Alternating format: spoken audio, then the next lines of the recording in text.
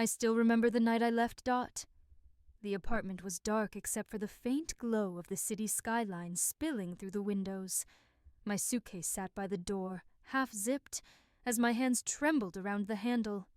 I was waiting for him to come home, to see me standing there, finally ready to walk away.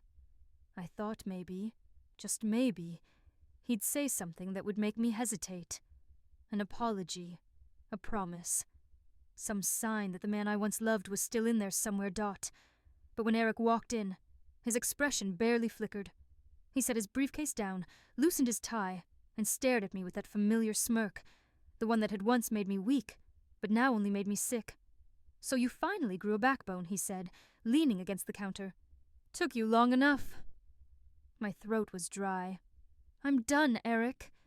He chuckled, shaking his head like I was some naive child about to make the biggest mistake of my life. "You'll be back," he said, his voice dripping with certainty. "You can't survive without me, Olivia. You don't have the skills, the money, or the guts to make it on your own. I wish I could say I left with my head held high, that I slammed the door behind me and never looked back. But the truth?" His words cut deep. They buried themselves inside me, poisoning every moment of doubt I'd ever had. And for a long time, I was terrified he was right, Dot. The first year was hell. I had nothing. No savings, no career, no real experience beyond being Eric's wife. I moved into a tiny one-bedroom rental with second-hand furniture and a fridge that barely worked. Every bill felt like a mountain. Every job rejection was a slap in the face. There were nights I cried myself to sleep, wondering if I had made the worst mistake of my life, Dot. But then, something shifted. I worked. Hard. I took night classes, learned everything I could about real estate, and landed my first job as an assistant to a broker who barely paid me enough to survive. But I didn't quit. I studied, I networked, I pushed myself further than I ever thought possible. And slowly, piece by piece, I built something of my own, Dot. By year 5, I had everything Eric swore I never would. A thriving career, a beautiful apartment, financial independence, confidence. I had completely erased him from my life. Or at least, I thought I had, Dot. Then, one afternoon, fate decided to have a laugh at my expense, Mia. And I had stopped by a used car lot. Her idea, not mine. She was looking for something affordable. Something reliable. I wasn't planning to buy anything, just tagging along for moral support. But the moment we stepped onto the lot, the past crashed into me like a freight train, Dot. Because standing there, in a cheap suit, and a look of barely contained frustration, was Eric, Dot. At first, he didn't see me. He was too busy arguing with his boss, gesturing wildly at an old sedan as the man scowled at him. But then, as I turned to Mia with wide eyes, his voice cut through the air. "Hey, folks. Looking for a good deal today?" The moment our eyes met, everything froze, Dot. His smirk vanished. His shoulders tensed. I could see the recognition flood into him like ice water. "Olivia?" I tilted my head, feigning polite curiosity. "Eric." His name tasted different now, no longer heavy, no longer painful, just insignificant, Dot. And that's when I realized he had no power over me anymore. Dot, but that didn't mean I wasn't going to enjoy this moment, Dot. He looked different. The arrogance was still there, buried under layers of forced confidence. But it was cracked, chipped away by something heavier. Stress. Defeat. Time had not been kind to him. His once expensive suit had been replaced by a cheap, off-the-rack version that didn't quite fit right. His hair, always perfectly styled, was now slightly thinning, his jawline softened by weight he hadn't carried before. I expected a reaction, some attempt at bravado, some offhand remark to reassert control over the situation. But for the first time since I had known him, Eric was speechless. Mia, standing beside me, was practically vibrating with suppressed laughter. She knew the whole story. She had been there through the worst of it, listening to my late-night rants, wiping my tears after every setback. Now, seeing Eric reduced to this, she was barely containing herself. Eric cleared his throat, trying to regain composure. Wow, you look different. I smiled. So do you. His eyes flicked down to my outfit. Tailored, sleek, expensive. The kind of look he used to tell me was too ambitious for someone like me. My heels clicked against the pavement as I shifted my weight, watching him squirm. So you sell cars now? I asked, feigning curiosity. His jaw tightened. Yeah, it's just a temporary thing. You know how the market is. I'm in between opportunities. I almost laughed. In between opportunities was a phrase he had used to dismiss my career aspirations back, when I was struggling, as if I had been the one who needed to find real stability. And yet, here we were. Then I noticed the car beside him. My breath caught in my throat. It was his car. The one he had babied like a prized possession. The one he never let me drive because he claimed I wouldn't understand how to handle it. The same one I used to stare at, parked outside our apartment, wondering why a machine deserved more respect than I did. He was selling it. I folded my arms. This wouldn't happen to be your car, would it? Eric's face darkened. It's a great deal. Low mileage, kept in pristine condition. His sales pitch was automatic, but his voice wavered. He knew there was no masking the irony. I ran my fingers along the hood, smirking. Oh, I remember. You wouldn't even let me touch it before. Eric forced a laugh, but it came out strained. Come on, Olivia, don't be like that. It's just business. You looking for a car? I tilted my head, letting the silence drag just long enough for him to sweat. Not exactly, I said finally, letting my voice drop into something softer, something amused. I only drive new ones now. Mia let out an audible oof beside me, covering her mouth. Eric's lips parted, but no words came out. And for the first time since I had known him, he was the one left standing there, powerless. But I wasn't done yet. Eric Quota's face was a mask of emotions. Humiliation, resentment, disbelief. I watched him struggle to find the right words, to piece together the reality he hadn't expected. I could see the calculations in his head, the way his mind scrambled to reshape the narrative. He had spent years convincing himself that I'd fail without him, that I'd struggle, come crawling back, beg him for help. And yet, here I was, standing in front of him, polished, successful, and completely uninterested in whatever sob story he was about to sell me. He cleared his throat. That's great, he said, forcing a tight smile. Really, I'm happy for you. I could almost hear the effort it took to say those words. Thanks, I said, giving him a slow, deliberate once-over. And how about you? Looks like life's been interesting. His smile faltered. Like I said, just a temporary thing. You know, the market's tough, but I've got some projects in the works. I almost admired his commitment to the act. Even now, standing in a cheap suit in a used car lot, trying to sell off the last symbol of his former success, he still clung to the illusion that he was in control. Mia Kama, standing beside me, finally lost her battle with restraint. She let out a soft, incredulous laugh and shook her head. Wow, she murmured under her breath. Eric's gaze flicked to her, as if just realizing she was there. And you are. Someone who remembers everything you put Olivia through, she said smoothly, her arms crossed. So you'll have to forgive me if I'm enjoying this a little too much. His jaw clenched, but he didn't take the bait. Instead, he turned back to me, his expression shifting into something I recognized instantly. Manipulation. You know, he started, his voice softening. It's crazy running into you like this. I've actually been thinking about you a lot lately. I raised an eyebrow. Is that so? Yeah. He let out a short breath, shaking his head like he was reminiscing on something sentimental. We had some good times, didn't we? Mia let out a dramatic gagging sound, but I barely noticed. I was too busy staring at him, feeling the slow, creeping realization that he wasn't just making conversation. He was testing the waters, Dot. Because Eric didn't know how to lose Dot. He had spent our entire relationship making sure I was always one step behind, always needing him.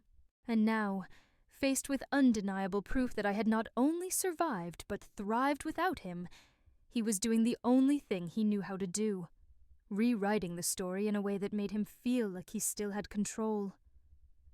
I could already see the next few moves forming in his mind. He'd reminisce, lay on the charm, and then at just the right moment, he'd slip in some half-hearted confession about how he had messed up. He'd frame it like fate had given us a second chance. Like maybe, just maybe, there was still unfinished business between us. Dot, it would have worked once, Dot. But that Olivia was gone? I let the silence stretch between us before giving him a slow, knowing smile. Yeah, Eric, we did have some good times. I tilted my head. Shame they were so outnumbered by the bad ones. His face hardened just for a second, just long enough for me to see the truth beneath the mask. I took a step back. Well, this has been fun, but I should go. He opened his mouth like he wanted to stop me, but nothing came out, Dot. And then, just to twist the knife a little deeper, I reached into my bag and pulled out my keys, the ones to my brand new car parked across the lot. Eric's eyes flicked to them. I could see the moment it hit him. I wasn't just doing well. I was doing better. I turned without another word, my heels clicking against the pavement as I walked away. Mia followed, barely suppressing her laughter until we were out of earshot, Dot. And as we drove away, I stole one last glance in the rearview mirror. Dot Eric was still standing there, watching me go. Dot powerless, Dot. Just like I had once been, Dot. But unlike him, I didn't need to look back. I never would again, Dot, that night, as I sipped wine on my balcony, the city lights glittering beyond the glass railing. I allowed myself a moment to replay the encounter. Not out of regret, not even out of anger, just reflection. 5 years ago I would have given anything for a moment like that. A chance to stand in front of Eric, as strong as he once was, and watch him falter. I thought about how small I used to feel in his presence, the way he would brush off my dreams like they were nothing more than childish fantasies. I had wanted to work in real estate for years, but he never saw it as a real career. Just a cute little hobby I'd grow tired of.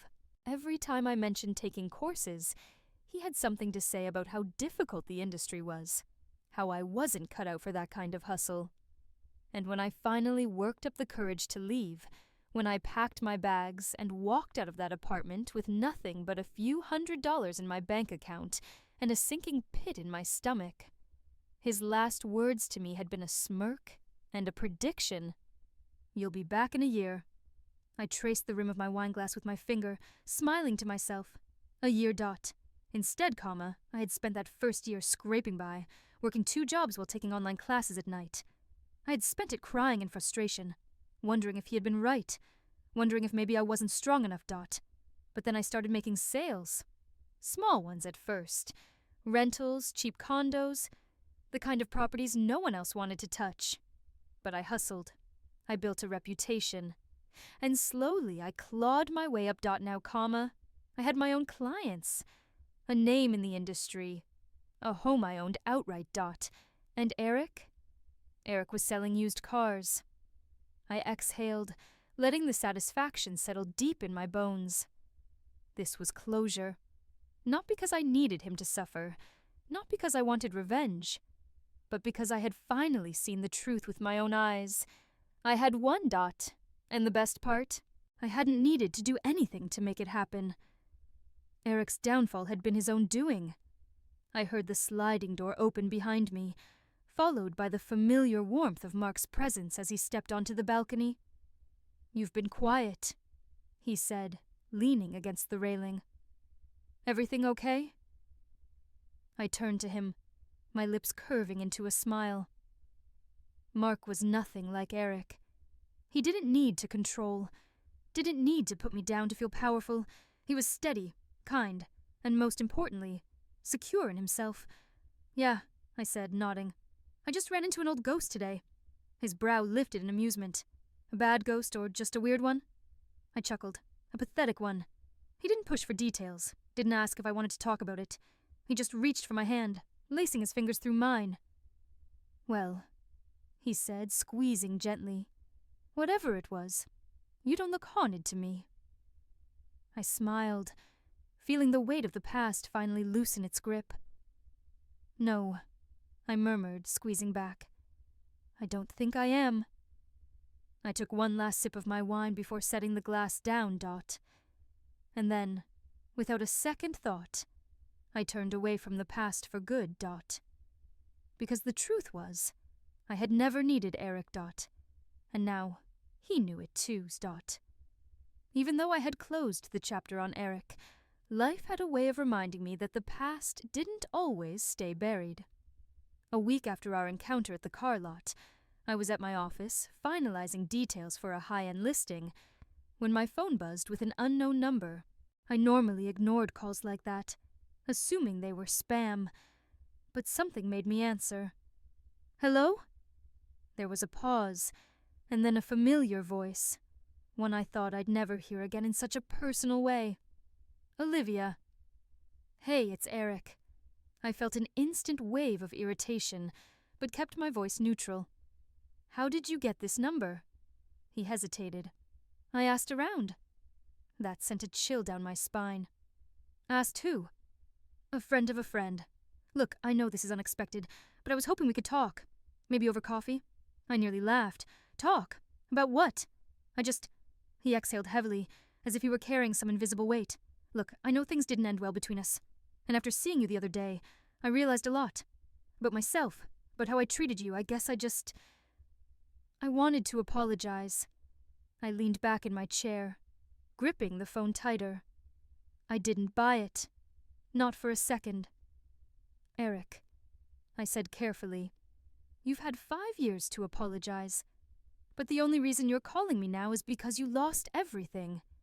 That's not true, he insisted. I've been doing a lot of thinking. And when I saw you, I don't know, Olivia, you were different. It made me realize what I took for granted. I sighed. Eric, whatever guilt you're feeling, that's for you to deal with, not me. Silence stretched between us, and for a second, I thought he'd finally take the hint, Dot. But then he spoke again, his voice quieter this time. I know I don't deserve anything from you, but I just lost my job. Things are bad, Olivia. Ah, there it was. I closed my eyes briefly, unsurprised but still disgusted. And? I don't know. I thought maybe...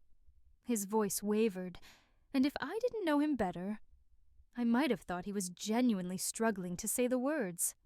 Maybe you could help me out. Just a little. Just until I get back on my feet. I almost laughed. Almost 5 years ago, he wouldn't have let me borrow $1 without throwing it in my face. 5 years ago, he walked away from me without a second thought, convinced I'd come crawling back. And now, after all his arrogance, all his control, all the times he told me I was nothing without him, he was the one calling me for help, Dot. The irony was so thick I could choke on it. You told me I'd never make it without you, I said, letting my words sink in. But it turns out, you're the one who can't make it without me. Olivia, please. I smiled coldly. You once told me I was a burden, that I was lucky to have you. But you were wrong, Eric. You were the burden. And now, I don't owe you anything. I didn't wait for a response. I simply hung up, Dot. And just like that, I erased the last lingering piece of him from my life. I sat there for a moment, staring at my phone, feeling lighter than I had in years, Dot. Because I had finally given Eric what he deserved, nothing, Dot. And for the first time in a long time, I was free. A few days passed, and I thought that was the end of it. I had made my stance clear. Eric was nothing to me now, and I refused to be pulled into his mess. But life had a funny way of throwing curveballs when you least expected them. One evening, I was at home, curled up on the couch with a glass of wine, watching a crime documentary with Mark when my phone buzzed again. This time, it wasn't an unknown number. It was Mia. "Hey, you busy?" she asked the second I answered. "Not really. What's up?" She hesitated, which immediately put me on alert. Mia never hesitated. I ran into Eric today," she finally admitted. I frowned. "Where?" "At a bar downtown. He looked bad, Liv. Really bad. He was drunk off his ass, rambling about you." I sighed, rubbing my temples. "Great. He said you ruined his life." That made me laugh. "I ruined his life? That's rich." "I know," Mia agreed. "But he was saying some crazy things. Something about how he lost everything. How it wasn't fair. And then he started talking about revenge." My grip on the phone tightened. "Revenge?" "Yeah. He said you humiliated him. That he used to have everything. And now you're the one who's on top. He kept muttering about how people like you shouldn't win." A chill ran down my spine. "Mia," I said carefully, "do you think he was just drunk and bitter? Or was he actually threatening me?" She exhaled slowly. "I don't know. Maybe both." I looked over at Mark, who was watching me with a concerned expression. I put the phone on speaker so he could hear. Mia continued, "I don't think he's in a good place mentally. He's spiraling, Olivia. And I know he's pathetic now, but he used to be dangerous in his own way, remember? I did. Eric had never hit me, but his control had been suffocating. His words, his manipulation, the way he had twisted every situation to make me feel small, it was all a form of abuse. And now that he had nothing left to cling to, I didn't doubt that his desperation could turn into something uglier. Mark finally spoke. "Maybe you should block his number, and if he shows up anywhere near you, call the cops." I nodded, though unease prickled at the back of my mind. Mia sighed. "I just wanted to warn you. I don't think he's going to let this go easily." "Thanks for telling me," I said. "I'll be careful." But the truth was, I hadn't thought about Eric as a threat in years. He was pathetic now. Broke. Desperate. A shadow of the man he once was. And yet, something told me this wasn't over. Not yet. I tried to shake off the conversation with Mia, but a strange unease lingered. Maybe it was paranoia, or maybe it was the way Eric had always operated.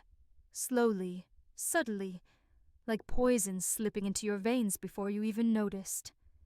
I told myself I had nothing to worry about. He had no power over me anymore. But deep down I knew men like Eric didn't just accept failure.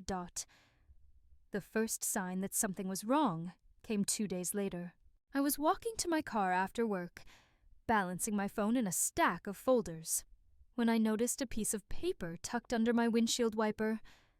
At first I thought it was just a parking violation, but when I pulled it free, my stomach clenched. It wasn't a ticket. It was a note. "You think you won, but I'm not done yet. Watch your back." The handwriting was rushed, almost frantic. A pit formed in my stomach as I scanned the parking lot, my pulse spiking. Eric. I knew it had to be him. No one else had a reason to leave something like this.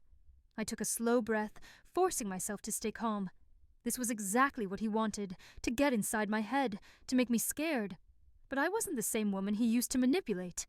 I snapped a photo of the note and texted it to Mia and Mark. Me. Looks like Eric's idea of revenge is playing out in real dash time. Mia. What the hell? Are you okay? Mark. This isn't just some drunk rambling. He's trying to intimidate you. Mia. You need to report this. Mark was right. I couldn't just brush this off. I drove straight to the police station, the note still clutched in my hand. The officer at the desk took my statement and nodded as he skimmed over the paper. "We'll keep this on file," he said. "Do you have any reason to believe he would escalate to physical harm?" I hesitated. He was never violent before, but he's not in his right mind anymore." The officer gave me a measured look. "Well, if he contacts you again or you feel threatened, let us know. But for now, there's not much we can do." I nodded, but frustration simmered beneath my skin. I knew how this worked. Until something actually happened, Eric was just another desperate man trying to scare his ex. I left the station feeling more unsettled than before. That night, I triple-checked my locks. But I still couldn't sleep. The next few days were quiet, almost eerily so. No messages, no notes, no signs of Eric lurking in the shadows. I told myself I was being paranoid. Maybe he'd gotten it out of his system, realized I wasn't going to cave, and moved on. Then one evening, I came home late after a long meeting with a client. The moment I stepped inside, something felt off. The air was still, like the house had been holding its breath. I set my keys down slowly, scanning the space. Everything looked normal. The doors were locked, the windows shut. But there was this strange, creeping feeling in the back of my mind. Like something had been disturbed, but I couldn't quite place what. And then I saw it. A single wine glass, sitting on the kitchen counter. The problem? I hadn't used it. And I always put my glasses away. My pulse roared in my ears. Someone had been inside. I grabbed my phone, my hands shaking as I called Mark. The second he picked up, I whispered, "Mark, I think someone was in my house." "Stay where you are," he said immediately. "I'm coming over." I stood there barely breathing, my mind racing. Eric. It had to be Eric. And if he had a key, he could come back any time.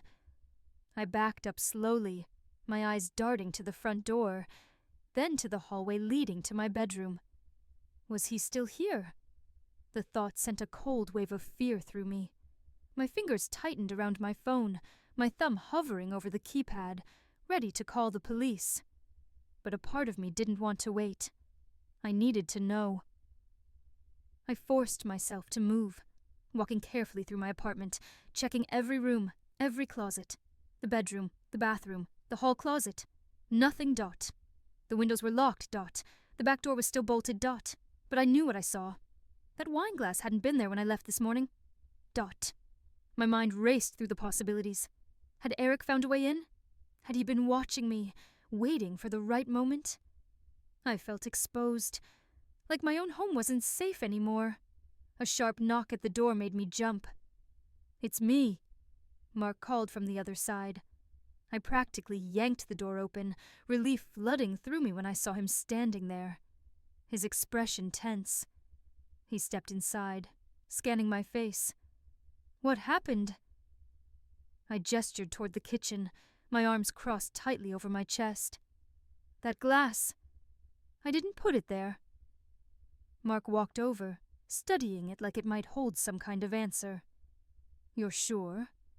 "I live alone, Mark. I don't just leave things out like this." His jaw tightened. "All right. We're calling the cops. This isn't just a note anymore. Someone's been inside your home." I nodded, feeling suddenly exhausted. The weight of it all. The paranoia, the fear. The memories of Eric's suffocating control. It was starting to press down on me. Mark called the police while I sat at the kitchen table, staring at the glass like it might move on its own. I felt violated, like my space had been tainted by something dark, something invasive. 20 minutes later, 2 officers arrived. They checked the locks, the windows, and the entry points, but there was no sign of forced entry. "Are you missing anything?" one of them asked. I shook my head. "Not that I've noticed." The officers exchanged glances. "It's possible someone got in, but without signs of a break-in, there's not much we can do. We'll file a report, but if you don't have a security system, I'd strongly recommend getting one." I swallowed hard. I did have one. I just hadn't set it up since moving in. Mark was already pulling out his phone. "We'll take care of it. First thing tomorrow." The officers left, but the unease remained. I locked the door behind them and turned to Mark. "You think it was Eric?" His expression darkened. I don't know. But whoever it was, they wanted you to know they were here. That thought sent another shiver down my spine. Mark stayed the night, insisting I shouldn't be alone. But even with him beside me, I barely slept, because I knew one thing for sure, This wasn't over. Not by a long shot. The next morning, Mark helped me install the security cameras I'd bought months ago, but never bothered to set up. We placed them at every entrance. Front door, back door, even inside the living room. If he comes back, Mark said, tightening one of the screws, we'll have proof. I nodded, watching the screen on my phone as the cameras came online. The feed was crisp, covering every angle. If Eric, or anyone, tried to step foot near me again, I'd see them. By the afternoon, I was feeling slightly better. I went about my day, trying to push the fear aside. Then, just as I was settling into bed that night, my phone buzzed. Motion detected. Front door. My stomach dropped. I tapped the notification, pulling up the live feed. And there he was. Eric. Standing just outside my apartment, staring directly into the camera. He wasn't knocking. He wasn't trying to get in. He was just watching. A slow, unsettling grin spread across his face. Then, without a word, he turned and walked away. Like he wanted me to know he could come back. Anytime. I gripped my phone, my heartbeat thudding in my ears. This wasn't desperation anymore. This was a game. And I was done playing. The next morning, I woke up with a single, unwavering thought. This ends today.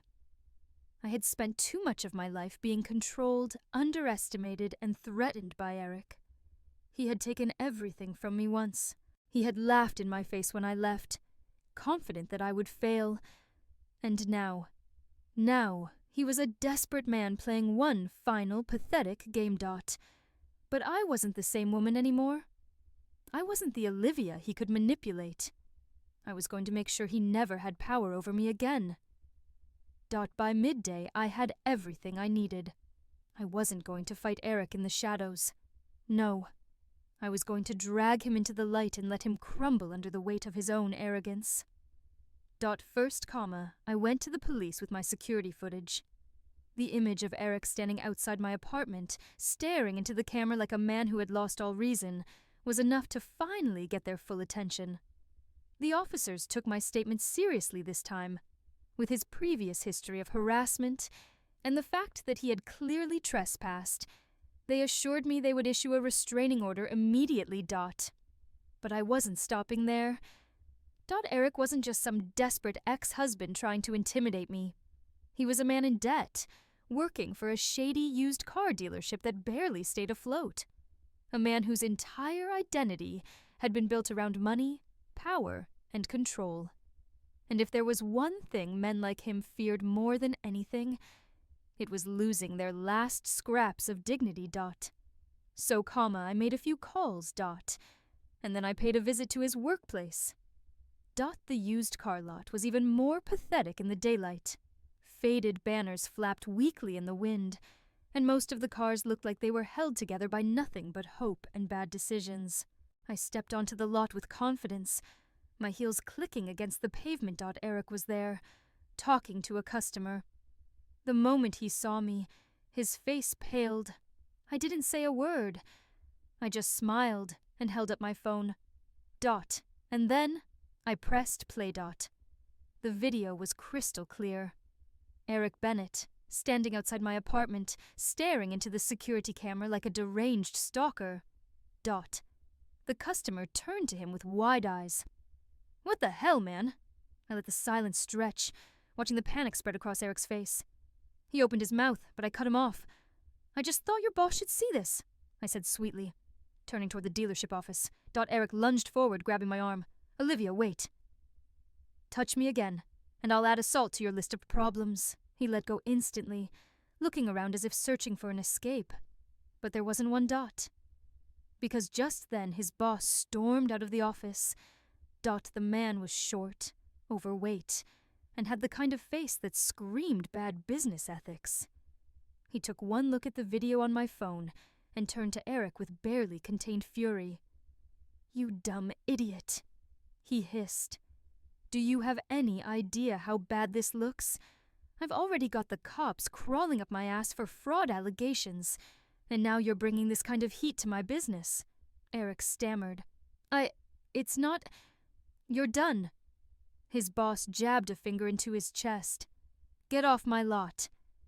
Eric's entire body tensed. "You can't do this." "I can, and I am." A few employees had come outside by now, watching as their coworkers' downfall unfolded like a slow-motion train wreck. The customers on the lot were whispering, shaking their heads. I took one step closer to Eric and lowered my voice so only he could hear. "I told you, Eric. I don't lose." His jaw clenched. His face was red with humiliation, his eyes burning with hatred. But he could do nothing, because I had won. That night, I sat on my balcony sipping a glass of wine. My phone buzzed with a message from Mark. "How's it feel to finally be free of him?" I smiled, exhaling slowly. Me, better than I ever imagined. Eric had spent years making me feel small, convincing me that I was nothing without him. Now, he was the one with nothing. And I was finally free.